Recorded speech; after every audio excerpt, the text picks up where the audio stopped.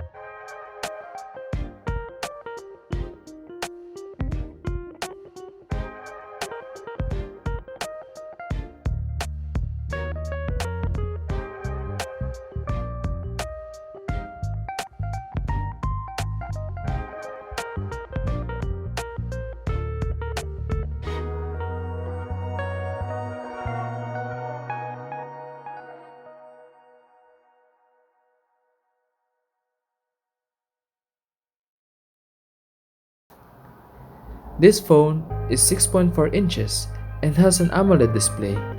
It is also pretty light, weighing around 177 grams.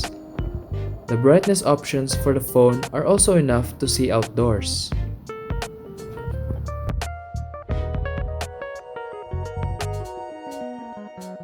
And here it is. That's all from the Samsung Galaxy S21 FE. Thank you so much for watching this video, and don't forget to leave a like, share, and subscribe to our channel if you enjoyed it.